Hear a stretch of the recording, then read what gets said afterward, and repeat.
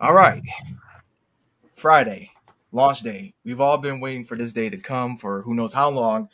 For me, it's probably been a year, but for y'all, maybe just a month or two. And here I have my two guests, Dazzling Kate and Reverie. Now, everyone just say hello, especially chat, because your boy is kind of nervous right now. Hey y'all. How's it going, guys? Oh my gosh, this is so exciting. I am so pumped. Yeah, it's oh gosh, this is a reality now. I know I'm a little bit late to the stream. Oh, here we go. Flaming Claw. Hey, what's up, man? But yeah, I know I'm a little bit late to this. Sorry, guys. I just wanted to make sure that I actually was able to launch the campaign, and I didn't want no sensitive information like a bank account being shown, and just that's Social no. Security. Yeah, date of birth. Yeah, Okay. but no, seriously. Icefall Eldritch, Chapter 1. A centuries long feud, no strangers to supernatural violence. This time around, the conflict changes. So, I mean, the goal is going to be 2,400. Uh, I did my best to be balanced with the pricing, y'all, and I look forward to actually giving y'all this dark fantasy story, which is a comic manga. And the way how I describe my comic manga is like it's in the format of a comic, but the art style is manga. So if that makes sense, it makes sense, I guess. I've seen a lot of YouTubers lately. I swear, I feel like this is like 2014, 2015 again, when YouTubers were just like, "Oh, buy my book. I'm making a book. Buy my book." And it's just like now it's like 2024, 2025. It's like, "Oh, I'm making manga," and it's like, can we not? Mm. Can we not do this? Like, it's not really manga because it'll be at least Western manga. Let's just call it that. But it's not. That's how you really feel. I mean, again, I'm not trying to call out anyone. I that's just what I think, and that's why I call myself a comic manga because it's The Western. style is really cool. The style is the style is cool. I mean, when did I start doing this? When did me and Neff start working together with that? Like 2022 maybe? Like Christmas time 2022 maybe. Possibly 2023. But funny story about that is that once we did our 9 pages, I was trying to make it into a web comic, really, but then that evolved more to like, okay, well, if it's going to be a comic, it can't be just 9 pages. So I went back to the drawing board with him, and me and him redid our agreement, and now it's 27 pages long. And if we meet a certain goal, you'll get 4 additional pages as well, which are like little side stories. Mm-hmm. So, I mean, this has been a long time. Again, this has been a long time coming for me. As for some people, it's probably been like a month or two, but it's been a process. It's been a journey, especially learning how to become not only just a writer but a comic creator, and just and being an indie author. It's like how do I just do this? I wonder. So I just I'm sorry. It's just it's a lot for me a little bit. Not like that. It's just like, oh, it's finally here, man. It's finally Woo woo. here. Yeah. So I guess we're gonna look at this trailer now. For the people, for chat and everyone, if you know how I roll, you know how I roll. If you're this is the first time seeing this, well, you're Let's just gonna be. go. Oh yeah. Uh,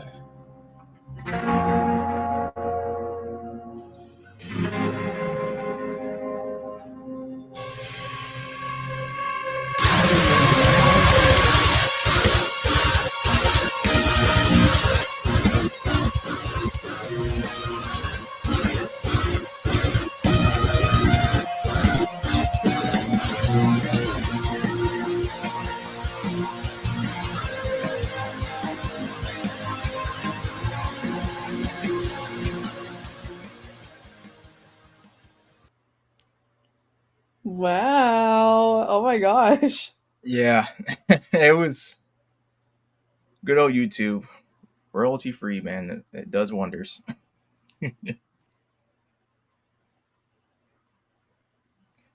You know, something about like setting up like a crowdfunding campaign page, and yours is both easy and sophisticated, if that makes sense. I never, again, it's my first time doing something like this, but I never thought I would like have to like fiddle around with certain aspects of it just to make sure that, hopefully, to make sure that things are correct. And if not, I'll do my best to put out a message like, hey, like saying like, hey, this was, this was an accident. This is what's supposed to happen, and uh, I mean, this looks very to the point. This looks very simple. well, looking at other people's campaigns and just doing my best to like not copy the formula, but at least try to have my own spin on things, but at least have it be organized and coherent enough that, hey, this is what this is what people are getting. And with this, it is a completed work that needs your support to make it a physical reality. I totally believe in, giving the customer what they deserve. So, if you're into like dark fantasy with adult themes, hey man, it's for you. Now, if this does become successful, the funds will go into the next chapter to further expand upon the storyline and some extras as well. So I can't really, let's just say, collect for my own benefit. I wouldn't even dare do that, to be honest. It would be a stupid move on my end. It's there, in order for this stuff to work, gotta reinvest into myself, as in other projects within the comic or another book. So the story: Prior Daemonite rivals with supernatural abilities have been in conflict for centuries. That's on and off again. This time around, the two entities fight within the Pale Waters, a wicked marshland that shouldn't exist. For the first time, the long-term feud seemingly comes to an end, and it does, but the battle turns to something far more than what the two have come to know. And I just love these little. I love how Kickstarter actually allowed me to put like pages up, and it just makes it even so much better. I just, I like this image right here. This was my favorite. yeah, it's one. Back again, this is like one of their. This is like one of the original 9 pages, and I remember writing the script for this. Again, I had no experience with script writing for a comic. I dabbled in script writing back in college, but that was like 1 or 2 projects. That was it.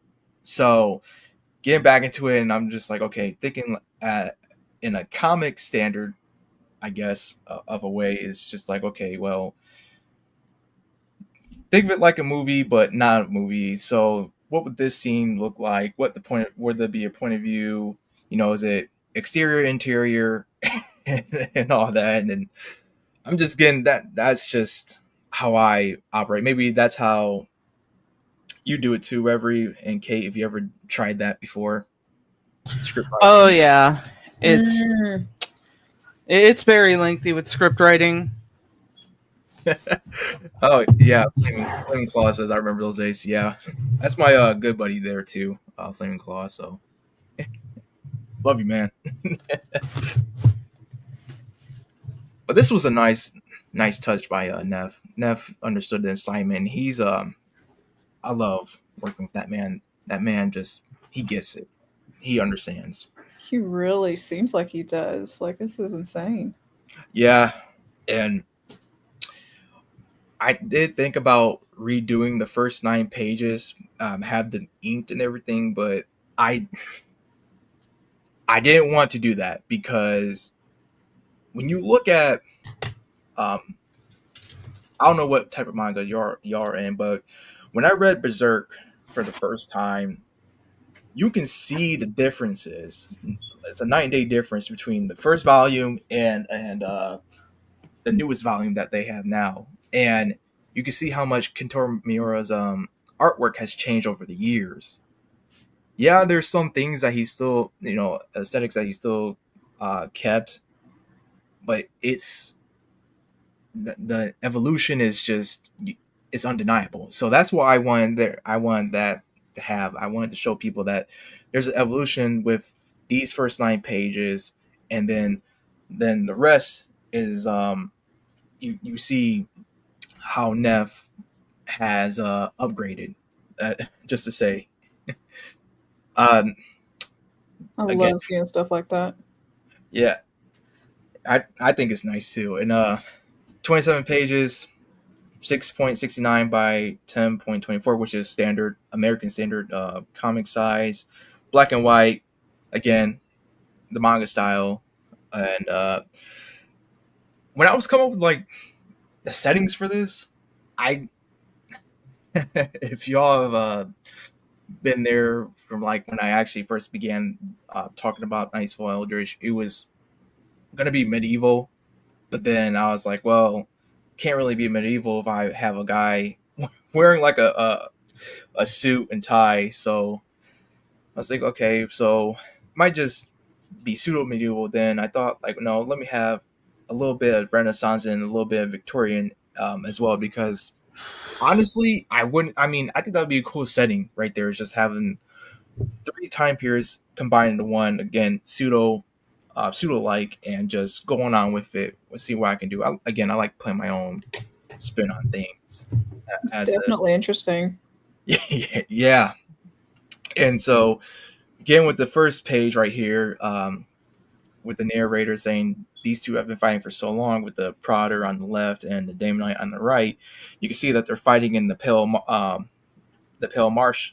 And what I love about this is that you can see within the water, the sky, that is obviously it's unnatural, but you got like eyes everywhere, especially on the trees too. And I always saw this moment as like, you got these two powerful entities about to face off, and how do you say it? Like the denizens are just staying clear because they know they do not want to be part of that. Now they were like just 2 regular guys, it'd be you guys ever seen King Kong 2005 Nope. with Jack Black in it? No, I can't say I have.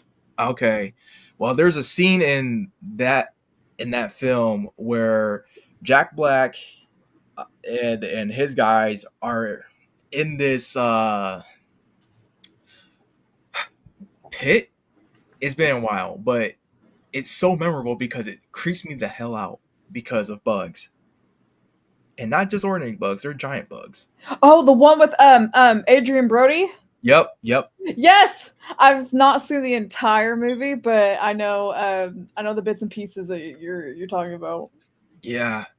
That's what I think of when I think of these creatures within this marshland, is that you're gonna be getting some creepy crawlies, major creepy crawlies just coming out, and just, again, this isn't a marshland that shouldn't be there.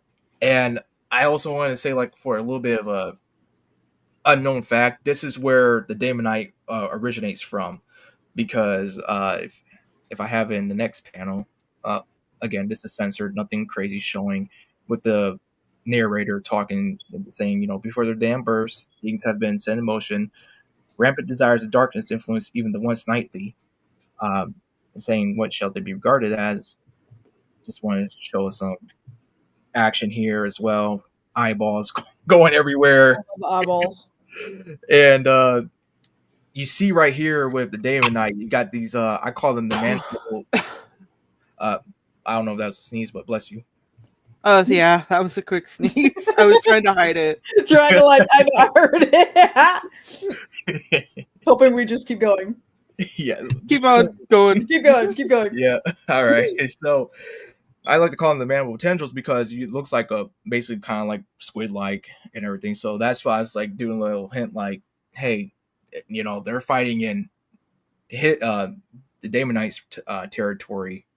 So it's just, I always like that little.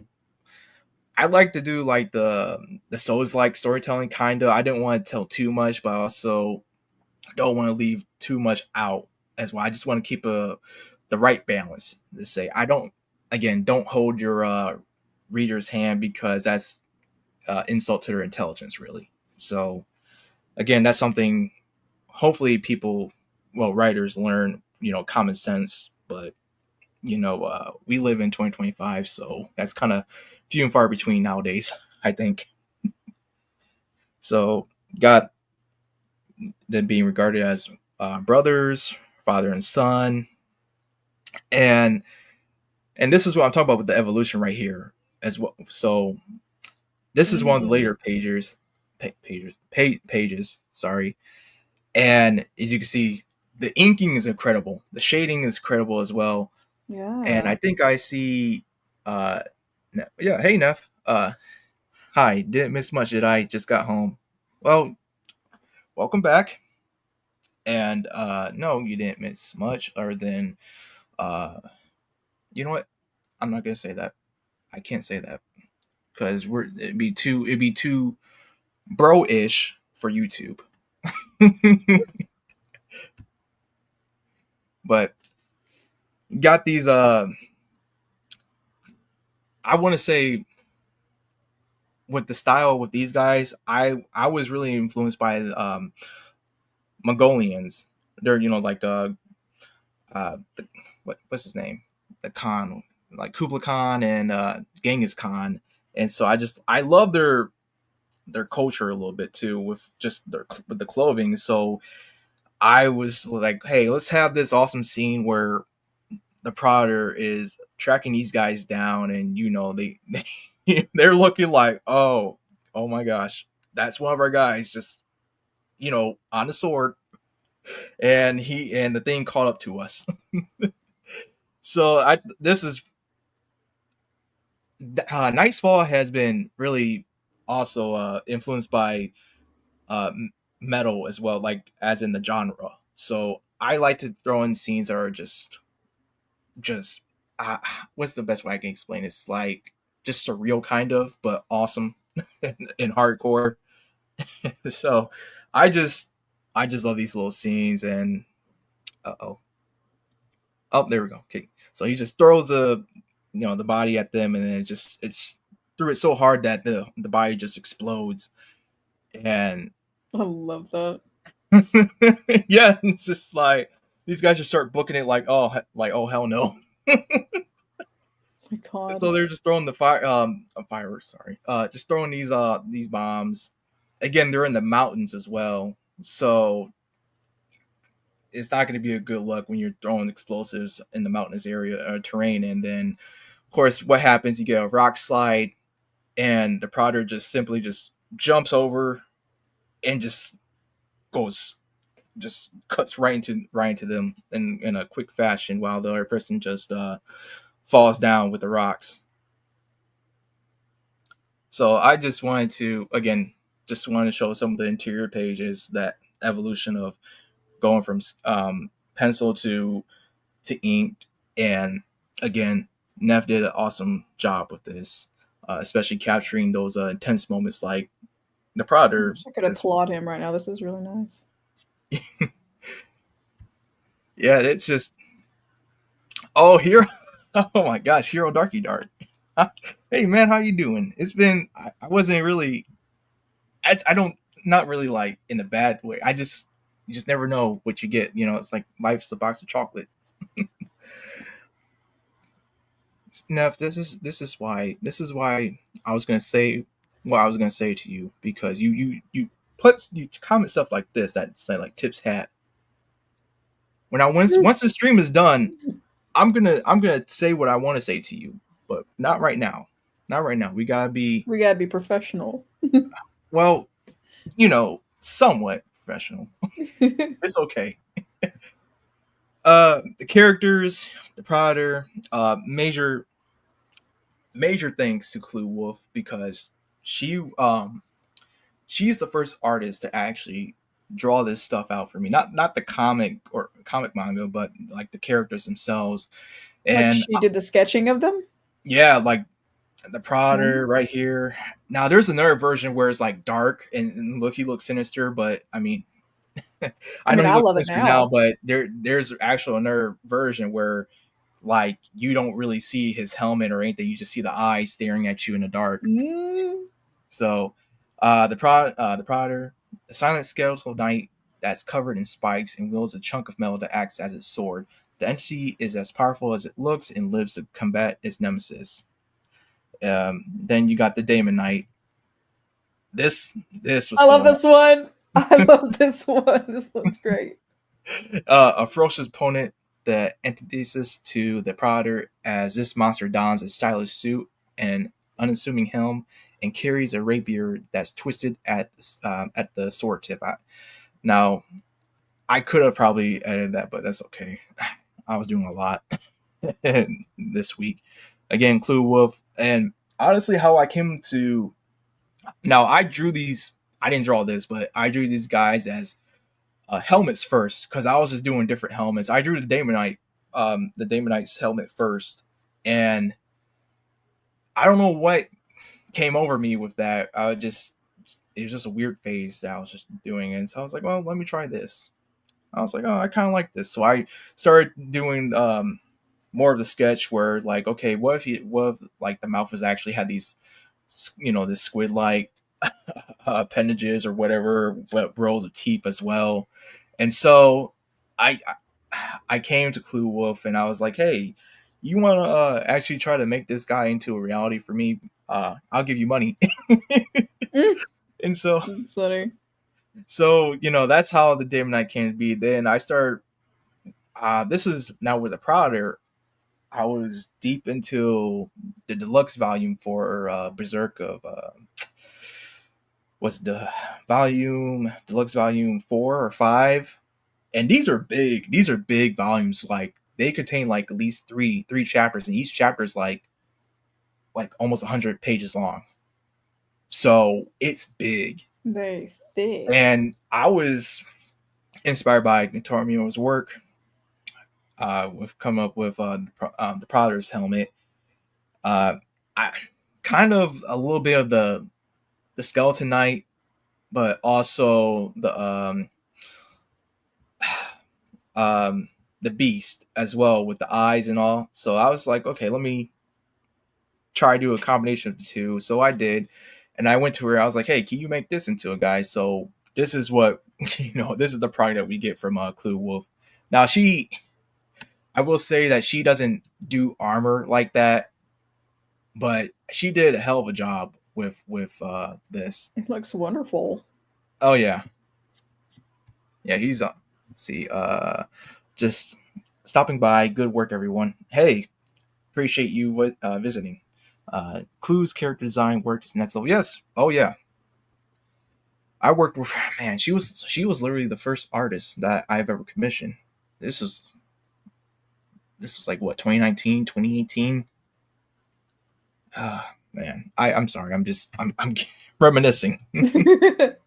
I'm just thinking like, wow, hang on, it's been a few years now. For the newbies around here in this sphere of mine, I like to show off not only good looking male characters, but also good looking female characters. So of course, for you, we gotta have the ladies. Gotta have the ladies, Obviously. Obviously. Yes. So this is Gehenna, the mystery woman who aligns with the Prodder. Not much can be said about her, other than she's a guiding hand for the Skeleton Knight. Karma Sefex, he does awesome work with female characters. Awesome work.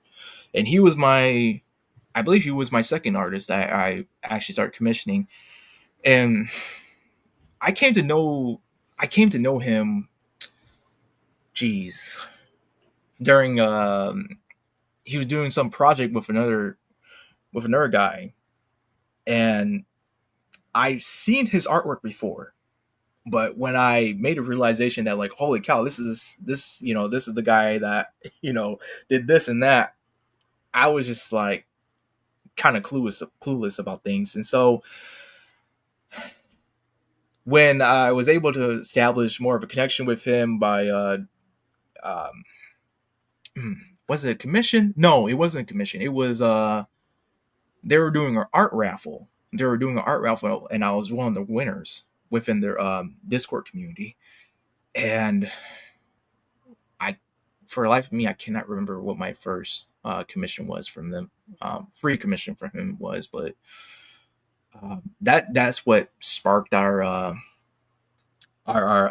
relationship really with working together with things. And he came through with a lot of things for me, especially making characters for my my first book actually. So I believe he was the no, he's not. I'm sorry. That would be Clue again, but Clue made Gehenna, and I wanted Carmen to do a different version of her. So of course, again, this is censored, guys. Girl, hey. Crazy. Nothing crazy. So, Gen is more of I came up with the idea of Gen because of Dark Souls. Really, again, Souls games having that guide, having that guide with you as you journey through the craziest of places, and just like, dude. Oh, here we go. Steven. Hello. Hey, Steven. And I seen your Yes, you have. Yes, you have, Flame Claw. I think almost a lot of people have seen my uncensored work before I decided to actually just delete it because it was for a limited time, and just gotta you just gotta bait some people. No, I'm kidding. But for real though, I didn't want to just have it all out there and everything. I wanted to bring this all together into one good giant work and just go on from there. So again, I've been doing this for a few years. You would think I would I would have like a reputation of sorts. And a little fun fact with me, Neff and I. Neff thought this is back when I was making the book Gods and Goddesses, before I was making the comic. And he thought when I gave him the manuscript for it, he thought it was just going to be like all about like let's just say like sex and all that, but he was really pleased and surprised to say like, hey, there's an actual real storyline here. And that was like, yeah, of course. I understand that, I work with adult content, but I'm not like just doing it just to make it. I actually want people to have like, you're not straight smut. Yeah, like I want there to actually be value to it. I want it to actually try to be timeless in a way. Yeah. I want there to be characters that people actually like or dislike, and they just continue to read it because it's such a good story, or it's a good story to them. So art is subjective, as they say. So I'm doing what I like, and it's for people who think similar to me with those likes as well. And so they're like, hey, it's just for me. It's something for me. Again, resuming back to the comic, we got Zenitsukiya, or Zen for short. She's a beastkin who's partners with D-Knight, or Damonite. She's quite the talker, energetic, and may have a screw loose, though she's a valued informant. Again, this is by Carmen, and she kicked off everything right here. Zenitsukiya kicked off. Oh, she's so cute. Yeah, the cat got your tongue and all that. No, I'm just kidding. She's this was back when Clue was doing her non-Clue drawings back then, but it was like Eldritch kind of. So I was really like digging it. I was like, dude, this is so cool because there's a lot of lore implications for her character. So I really, I was a huge fanboy of her stuff. Still kind of am, to be honest. And I would literally just make different sets of lore for now. It wouldn't be like canon, but it'd be, non-canon. But making those, writing those writing those short stories and just bouncing off ideas and everything, like seeing how what will stick and what works and what doesn't work. It got me. This is what got me. It got me really thinking about, hey, I want to actually do my own little thing. So that's when there's a specific art piece with her character and Zensakia. And this was during the moment of the waning. I called it the waning cathedral because of the moon being a waning moon, and they were on top of this cathedral. Zen teasing the nun clue, and nun clue just being irritated, and you see a bit of her Eldritch side coming out. And so I was like, dude, it's a really cool art piece. I don't think I'll show it, to be honest, on this stream, not because I'm scared or anything. I just, again, I want to work within the Kickstarter, just focus more on the Kickstarter, of course. And Zen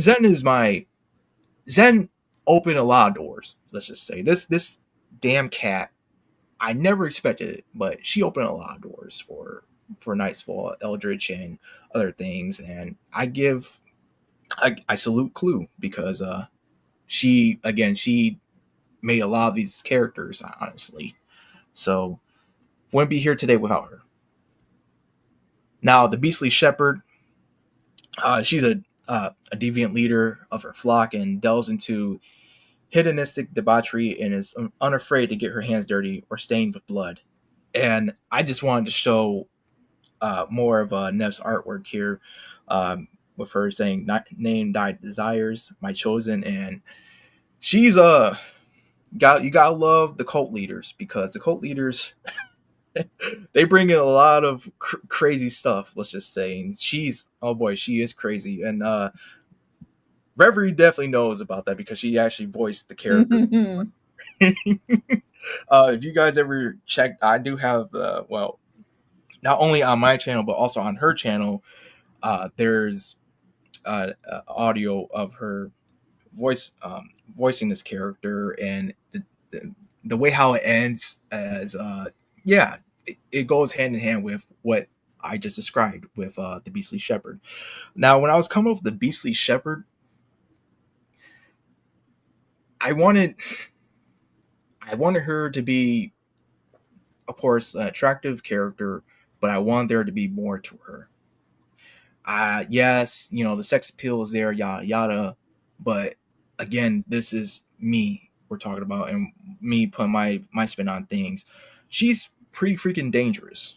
It's part of her attire, but she has this as you see for her attire and everything, it's kind of loose fitting, but around the waist and hip area, if you can see just a little bit, there's this belt.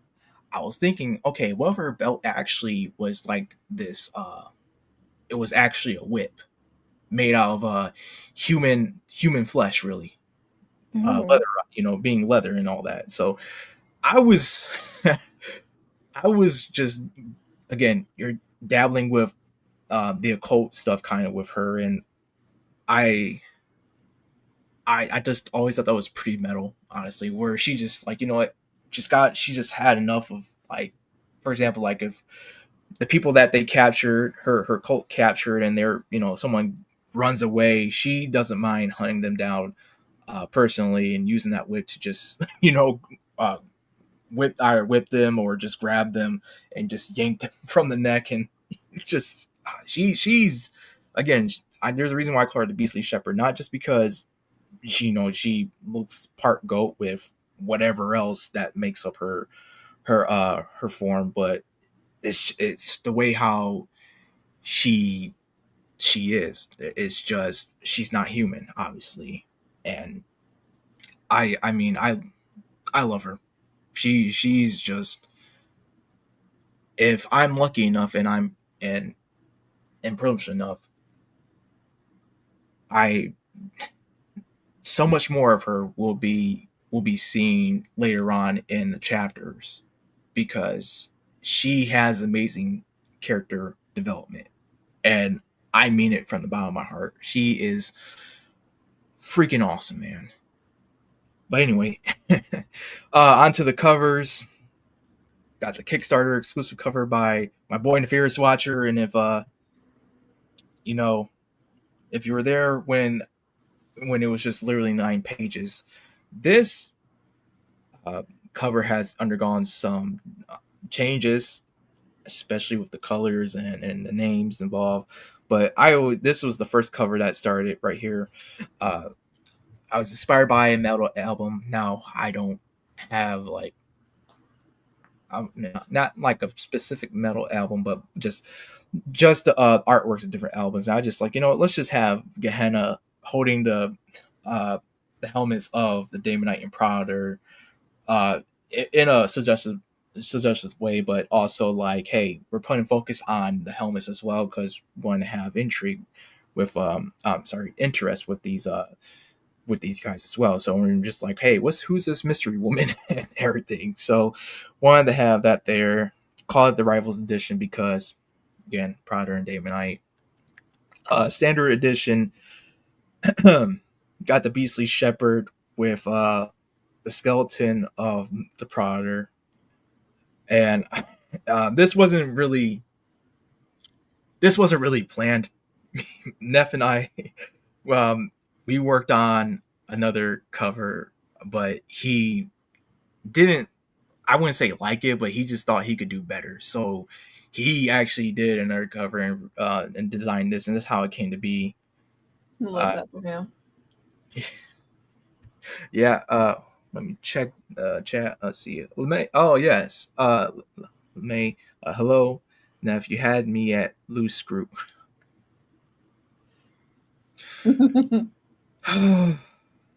Flaming Claw. Oh, boy, that creep. Yes. Yes, her. You know. Mm-hmm. She's crazy. But you guys love her. You got the 18 plus edition, of course. Again, got that there. Censored, of course. So YouTube and Kickstarter, you guys see that. I actually made efforts there. Beastly Shepherd edition. Now, this is from Carmen. Carmen has been very generous and gracious towards me and stuff. So I salute him for this.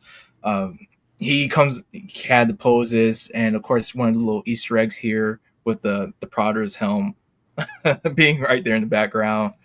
So I love background Easter eggs and things. Yeah, there's a lot. I don't want to say too much, but there are Easter eggs within the comic manga. If you unintentional spoilers. Hey, I'm just saying. I'm putting it out there. I'm letting it be known that Y'all if you keep your ears open, he might out himself. Yeah, if you look in the backgrounds of certain panels, you might see something. That's pretty cool because that's gonna lead into another thing. So, just saying.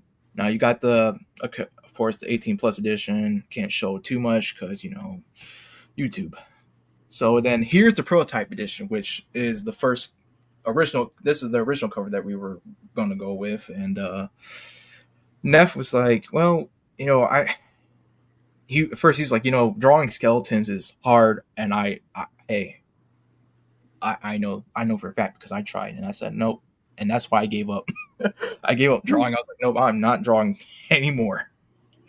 But as you see, with the skull right here, and then in standard issues, they got the skull again as well. So just to show you that, hey, yeah, this is the original draft that we had, and I told him, I was like, well, let's actually finish this up, but let's keep it black and white, just because, just to fit that aesthetic of the comic manga. And again, so this is the comic cover. Yeah, this is the one of the variants. This is one of the variants, but originally this was supposed to be the standard cover. Okay. Yes, and again, I was doing a little bit of again, inspired by some metal albums, and I was just like, well, you always see like, the really buff guy with the girl and everything. But I was like, let's do something funny where it's just like, it's not the buff guy, it's just this really just a skeleton. Just and I always think of it like this, like it's her, it's actually the beastly shepherd that just posed a skeleton like that. She's just sitting on it. It's So very much like her. yeah, she's just. I can see why it didn't go forward. Like, it's just something I've noticed due to when you gotta prototype anything, and like you have this idea, and then you put it out onto paper, and then the idea doesn't look as good as to some who were doing it. Like, you have that idea, it's there, but then you feel like, okay, like, right. I'm guessing your artist definitely saw something was missing if the prototype wasn't really, hitting that spark, hitting that area where you feel like it can be composed in a better way, or use the characters and elements of what you gave them in a different order. That I feel like kind of. I can just basically see it in the sketch form and just thinking to myself, if I was working on this, like, I probably would be like, okay, that's a little bit off. A little bit. It's still cool. It's just like when you have that like vibe that you're trying to find that fits your story or the story you're trying to tell. It's just something I kind of realize now. Okay, yeah, I get that. Now, there's one thing I will say about Nev, and this is public record. Nev is an avid Souls player. He loves to play Elden Ring and all that. This guy loves to torture himself with development and progress. So, of course, naturally, what is Nev gonna do? Oh, yeah, this is okay, but I could do better. So let me struggle and sieve while I draw this again, but better. And Yeah. that's Weaponized self-hatred for so, me. so that's what Nev did. That's what Nev did, and that's how we got the standard cover. Love that. It's fabulous. So It's great.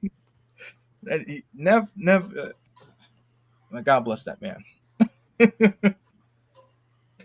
So we got the stretch goals here. Now here I just try to keep it, just one-on-one. Like $100, you get a bookmark included with the physical purchase. $300 trading card included with the physical purchase. $800, a single print included with physical purchase. Then we get to 1,000, we get extra pages, digital and physical. So, and at 2,000, you get a digital copy of Gods and Goddesses, Children of Ragnarøkkr, which is my debut novel, and of course, Neff made this cover. It's so pretty. I've always loved this. Yes, Neff definitely nailed this one out of the park too, because I was going with the tarot cards. I wanted something like a tarot card like, and he gave me something and just it's awesome. Of course, you got Ragnarøkkr strings, and at the bottom you got Prince Genesis. So I just, again, background Easter eggs. This is important as well. So this book is, my gosh, this book took me, when did I start writing it? 2020. I started writing it literally when the pandemic started happening, because I was bored. And so when I made it to that's a good year to write a book. Yeah, I didn't think I was going to write a book. I thought it was going to just be a story for myself. So when I made to the 20th page, I was like, I can make this into a book. So I started going on that venture. Excuse me. So going on that venture, this is what started my whole researching into how to become an author, indie author, what the marketing and all that too, which I'm still learning to this day. But I have a better grasp than I did 5 years ago. That's crazy. 2020 is 5 years old. I mean, just 5 years ago, man. I just how time flies. But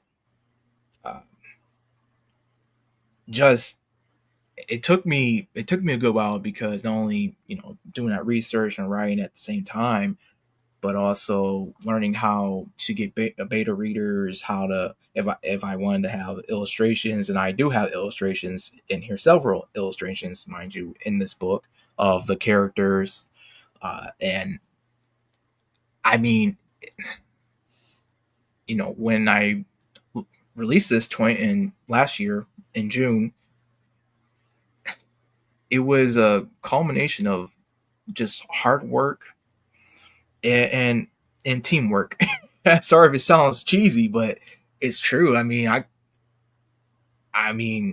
I had to ask help from people, like, hey, you know, can you draw this for me? Can you look at this for me? Seem, make it seem like it, if it seems right or looks right or reads right, or, you know, I could even tell you that Neff was one of my beta readers. Neff is one of my top guys. I don't know if you guys know that by now.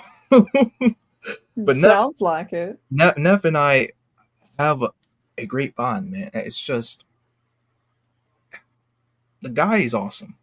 I can't stress it enough. I know I repeat myself when it comes to Neff, but I am a fan of his. I've been a fan of his for years, man. I if I might get a little dark here, but if Neff were to unfortunately pass away, I don't think anyone could actually could live up to what he's done for me. The guy is an honest brother.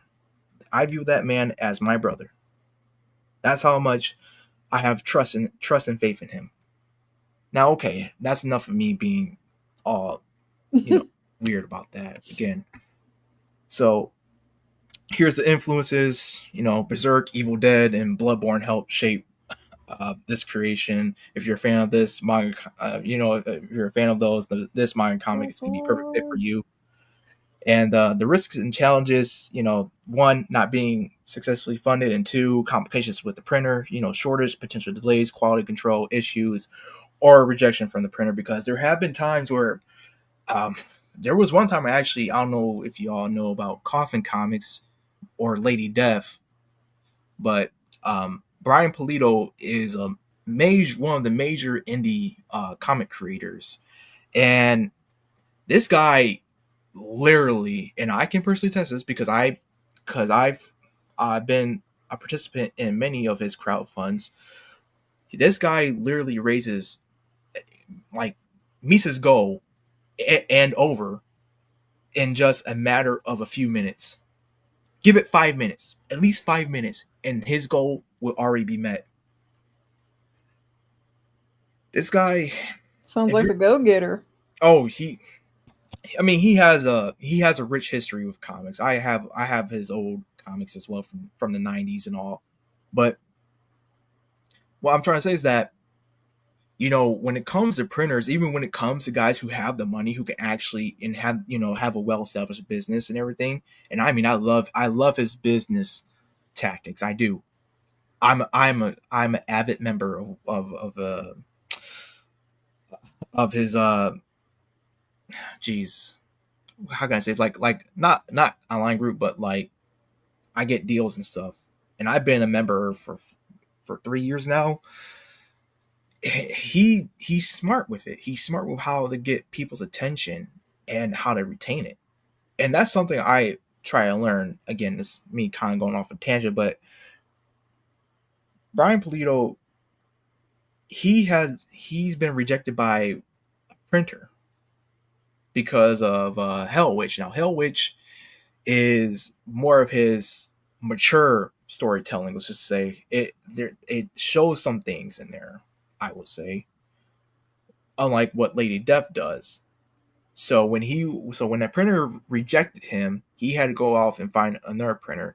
Mind you, this is a guy. If a printer is going to reject a guy who makes hundreds of thousands of dollars, just because he's showing a little bit of boobs here and there, I gotta fully expect that I'm gonna be potentially, and hopefully not, but potentially be rejected by these printers as well. And I'm only asking for just 2,400. So those are the main issues I can see. Now, if there's a third one, I'm not sure as of yet. I'm gonna, I try my best to be transparent with people, and because I'm not about trying to scam people. Oh my gosh, $5! I got my first backer. Awesome! Oh my gosh! Wow, that's so awesome. And that's the digital. But wow, sorry, I wasn't. I'm just so enthralled with talking about the history of this stuff and everything. But I didn't realize these were tiers. yeah, I'm sorry. I kind of just going just talking about the whole history of things and going into this whole long backstory. And No, I'm just oohing and awing at everything. But but seriously, I think, no, not think, I do know the reason. I've been seeing reports about people being hesitant about backing people on crowdfund like this because of these scammers, or at least these people who would say, oh, I actually did give people what they want, but it was I cut costs, and I was being very cheap about things because I didn't price things right. That I understand why people are skeptic about this stuff, but right.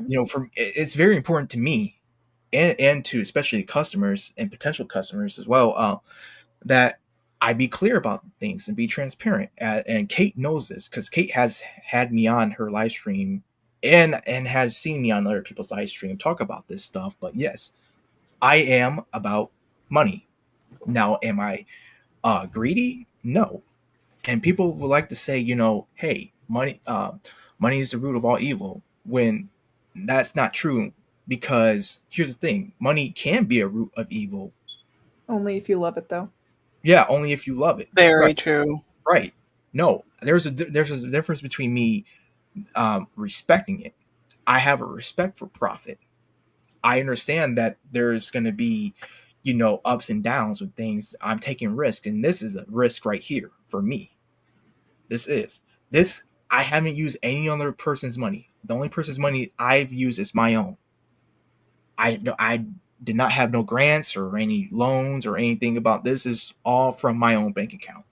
So this is a pretty big investment risk for me.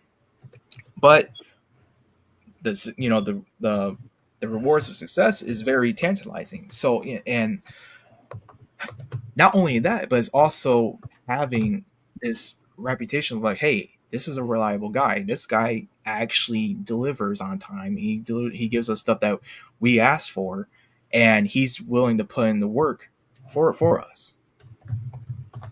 It's not, it's not a one lane thing. It's two lanes.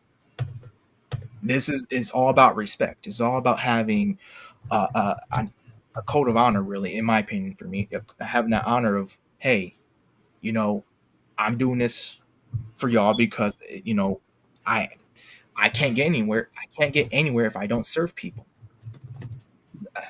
It's just, that's just how I do things. Maybe I'm getting a little too deep with right now, but that's how I think, honestly. But getting to the tiers, you got the digital tier, which is $5. You get the first chapter, and I did think about giving it hey, if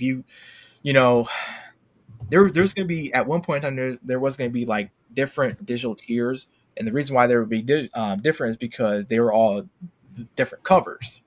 But I was like, no, that's too much. Just do one, one cover, which is going to be standard cover of the digital tier, and go on with it.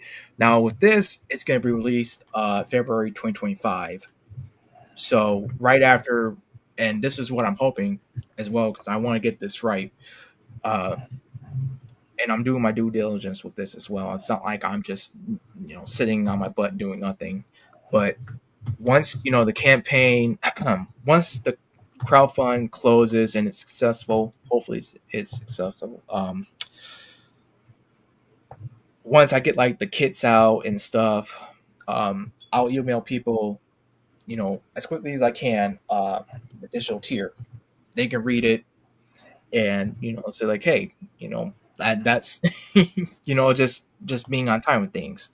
And now, if you get like the physical purchases, well, again, I'm still sending you the digital tier within a reasonable amount of time after the campaign closes. Now, things can happen.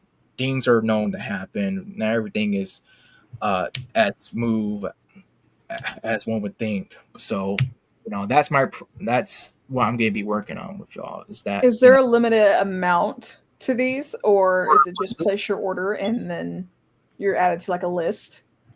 So here's the thing. There is a limited amount for this right here. The digital? Or are you talking about the covers? For the covers, the Kickstarter exclusive cover. There's not a limited edition. It's just more of like, hey, this is limited time. I can make as many as I want. But once this Kickstarter, once this crowdfund ends, it's done. I'm not making anymore. I'm not going to be selling it at some convention. I'm not selling it anywhere else. It's only for here. It's only for Kickstarter.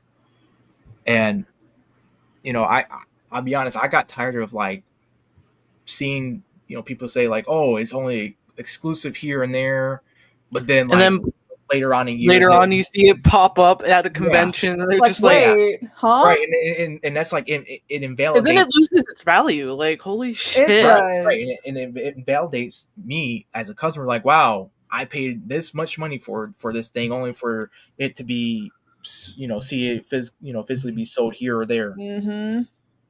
Like, wow, thank you. As somebody running their own, because like on my Patreon, I view it as also like, you really have to think about marketing and such like that. I've had instances where people would like comment on audios or whatever, asking me about my Patreon things. I'm like, man, that's not fair to people who pledge. Right. Like, I can't just do that. And, to some people who don't really see the other side of things, that's really, it just can't work like that. Yeah. Again, this is all goes back to my philosophy of respecting the customer. I know that seems like a lost art for some people or some creators. Like, respect really helps you as somebody who is trying to promote a product or trying to do like sales and whatever. Respect really is what helps you keep retention with your clients or customers or whatever, if they feel respected. Yeah. And I mean, I don't understand. Again, this isn't me like talking bad about certain individuals or groups or whatever, but I just don't understand where this weird attitude of people just like, oh, who gives a damn about the customer? As long as I push this out and it looks good, and it could be a titty book or what. I'm sorry, I'm getting a little graphic now, but it could be like, oh, as long as I have this good-looking character on here, who gives a f? Give me the money and see you never until I need more money. It's like, no, dude, that's not how it works. And this is what I even say right here is that I want a customer. I don't want a consumer. I want a customer, because with a customer, I know that they will always come back. And for me, it's always a thing to where it's like, you are going to get back what you give out. That's what, at least how I have been viewing things, that since starting my own, and I mean, it is a business, but it's like, if you really put out a product that you are proud of and that you would purchase yourself, I feel like your potential clients and viewers who you're presenting this to will also feel that. And, like I said, it would be like something that you're not just throwing out there for people to just nibble at. This is actually something that you are proud of. Yeah. And, and that's with this first chapter. I understand that, it's 27 pages. Some people be like, oh well, it's 27 pages, may not be worth it. That's fine. That's their opinion. But this is just this is a small step for a bigger plan, as I say. And honestly, I do believe that 27 pages plus additional pages as well, if we meet a certain goal, is going to be pretty. It's going to be pretty much of a good intro for me to make a write up. Again, this is my first time doing something like this, and I've seen other comic books on a little quote unquote have like less than that and still do pretty well. And I'm just like, well, if they're doing something like that, then that gives me hope, because one, I am putting a lot of time into this. Two, I am making sure that this is going to be a good story. And three, I'm going to make sure that this is what people, or I believe that people want this. And going back to the tiers, with the standard edition, the physical copy of the standard edition, it's $20. And I've seen comic books with, like, let's just say, again, not me being negative, but me being truthful. And maybe y'all seen this too, where comic books, they don't look good, and the coloring is not all that great too, but they're worth $20. They're worth $20, and they're still there, and they're doing, they're exceeding in a way because of marketing and all that. It's like, this is the beauty of capitalism, because I love it where the people decide if they like it, if they like a product or not. This is how it should be. This is how a healthy market should be. And when it comes down to it, it's the customer, always. Again, some people have struggled with that, but I mean, there's a reason why I try to invest with, like, doing my research and asking for help and trying to understand this, because I do care about this. I do care about people, buying this. I care a lot about this stuff, man. It's not something, I don't want it to be like a one and done thing. I anticipate this being a series. Now, how long the series will be and how big it will be, well, that's no one. That's up to people to decide if how long it goes, or if it succeeds. I mean, if this succeeds. Now, going on to, like, the Beastly edition, physical copy, I mean, as well, it's $20, same as the standard physical copy. And you got the prototype edition, which is also $20, and it ships anywhere to the world. Now, with the Arrivals edition, which is exclusive cover, is $28, just because it is exclusive. And again, this is my promise to y'all, is that once this Kickstarter, if this Kickstarter is successful, I'm not going to be doing any reprints or anything like that. This is only for this. It's only for this, because then I'll move on to the next one, and then we'll have another new exclusive cover with some character or characters, and just repeat the process there. It's just a little bit of the game plan right here. But again, it's just having a genuine respect for things, how they should be, how things should go. Now you got the 18 plus edition for the standard physical copy. It's $30. Beastly edition with the 18 plus version of it is $30 as well, and also the adult version of the prototype edition is $30 too. Now, I got bundles as well, where I call it the standard bundle. You get both the safe for work version and not safe for work version of this, and it's $40. Beastly bundle, same thing like the standard bundle, ships anywhere to the world, and of course you get the digital version of it. Let me scroll all the way down here, because Oops, didn't mean to do any free marketing. Hmm. But I hate how Kickstarter. Now this is what irks me about Kickstarter. It's just I wish that when you actually scroll down, it's not like a hassle to scroll down. It actually adjusts with you scrolling down as well. So, oh my gosh, sorry y'all.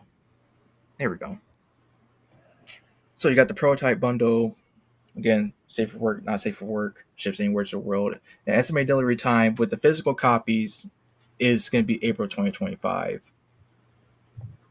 That's what I expect it to be, shipped around there. It could be earlier, and hopefully it will be earlier because, as they say, time is money. But again, I want to have a good reputation with y'all. Just I wanted to show that people that I'm reliable. That's my biggest concern. I want to make sure that people get their stuff, uh, not damaged, that it's wrapped up correctly. They're not gonna have to worry about it being a mess, and whatever horror stories that come from that, and me having to deal with just all that difficulty. No, I want to keep things straight and narrow, simple, and just I want to make sure that everything's working well. Now for this is the Knights collection, which is $140. You get all the physical copies plus the digital. Ships anywhere to the world. So that's 5 items included, basically with and that's just the bundles. I just did that with the bundles, so that means just makes it easier for people to see like, hey, this is what I mean by you getting a nice collection for all this stuff. So it's I mean, honestly, this is so this was so cool just to actually talk about and actually formulate as well with learning how to do this stuff. Uh, I mean, y'all, I'm so honored to be here right now amongst y'all, living, talking about this stuff, and just trying to make this work. Now, again, I'm taking a risk here. I spent over $1,000 on making this stuff, and you know, if there's one thing I can say, I never dreamed I would be doing this. I never once thought about ever becoming a comic creator or indie author, anything. I this Y'all give me the strength and power to do these things, man. Because honestly, I see what y'all have been giving me with in terms of feedback. I've seen hell. Hang on, let me give you an example of what I've seen because y'all's voices like made it known. Let me make sure I put something on mute though because I don't want you guys to be blasted by music or anything like that.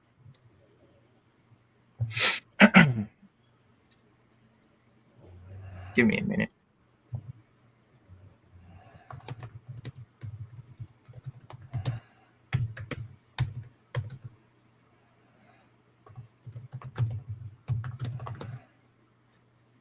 All right.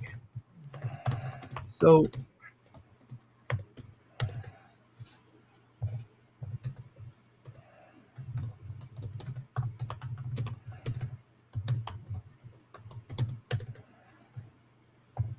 this is what I'm talking about right here.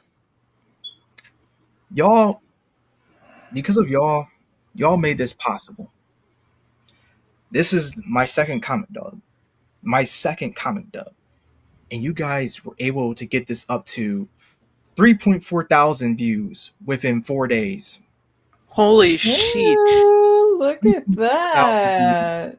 in 4 days. My best video, which was the trailer for my comic, it was the best one. Because in a week, it made 3.2 thousand in just a week. Lifetime overall, that trailer made 3.5. It's still sitting at 3.5 a month later. You guys have let me know that this comic has potential, because in 4 days, four days, you guys gave it 3.4 thousand views, making it effectively the best video currently. This video right here is the best video so far on my channel this year, and this is my first video of the year, mind you. So the possibilities are endless. Now, I do want to play this because, again, it features a certain cat girl that we all know and love. Nice seeing you again. So that's it, huh? No more feuding with Bonehead? Hard to believe. It's hard to believe because I have a revelation. For a few days, all has been quiet.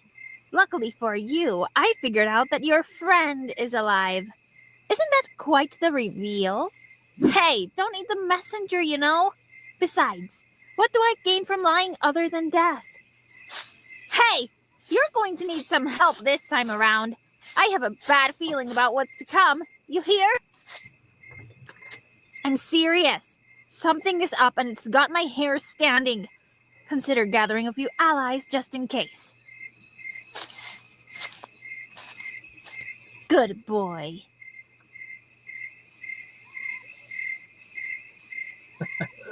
I mean, and of course, for our Kickstarter, hey, look, today's the day.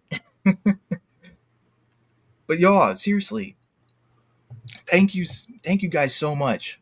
I never would have thought.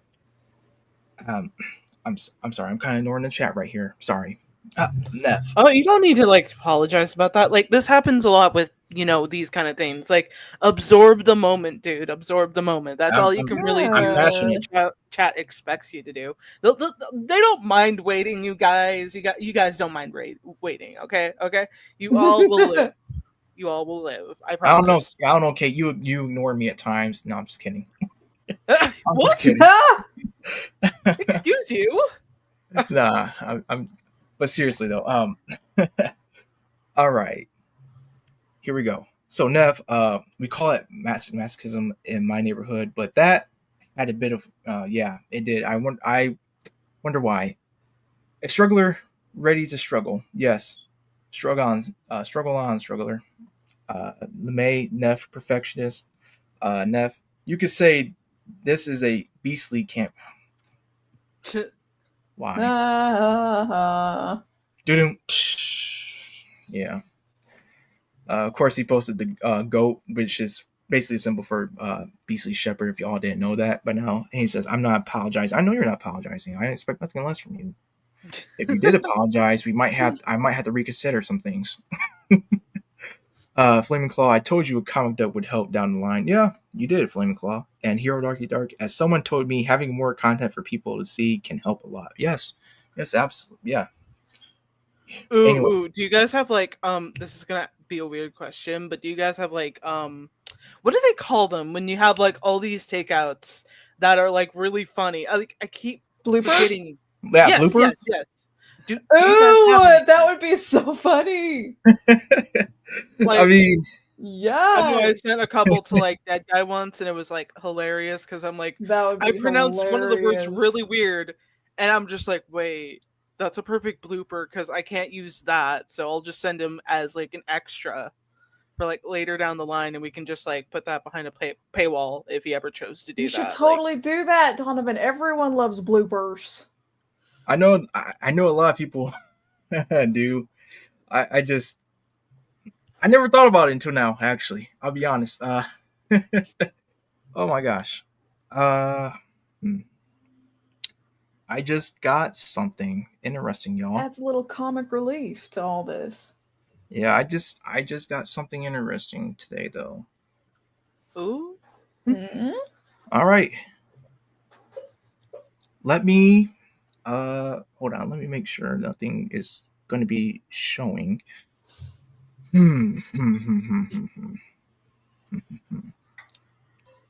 Hold on.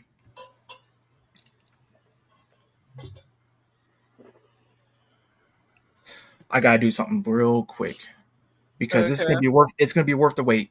I promise you that it's gonna be worth the wait. Mm-hmm. Okay. Wow. Nice timing. Talk about timing. Wow. Holy cow. I think this is the perfect time actually to show this off because for those who stuck around for this long, you're gonna be rewarded tonight.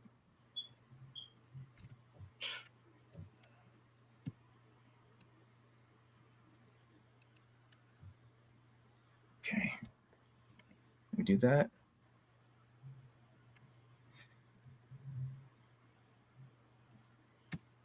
So, okay, wow. let me let me just work my magic a little bit because this is the perfect way to end the stream here. Wow. You're serious, dude. Perfect timing. Seriously.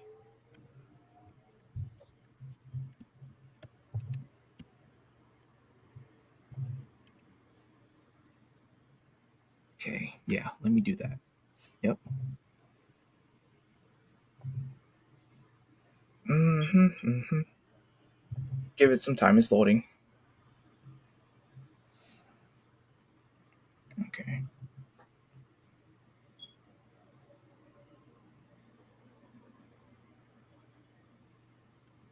You know what would be fitting right about now? What's up? Mhm.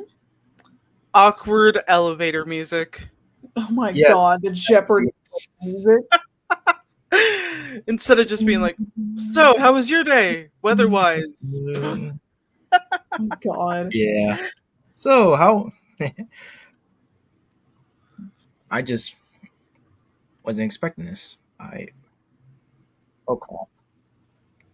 Hopefully y'all didn't hear that. Oh. Was I supposed to? Well, Yeah. depends.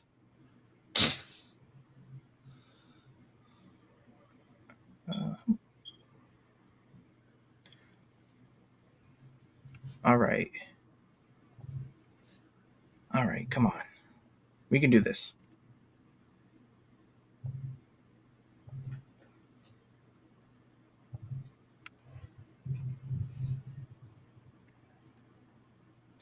Okay. So I'm just gonna end it like this, y'all. Talked about the crowdfund campaign for enough times. Actually, let me check something before. Man, that's gonna be a catchphrase of the day, huh? Okay. Just want to end this off like this because we're gonna get into something really cool.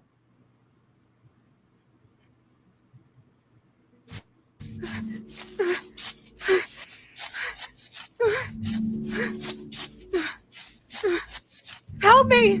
There's a demonic ritual in the woods, and I barely made it out with my life. The things they're doing to us, to my daughter and sisters.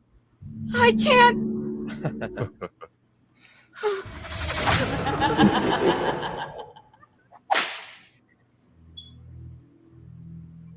Oh, wow.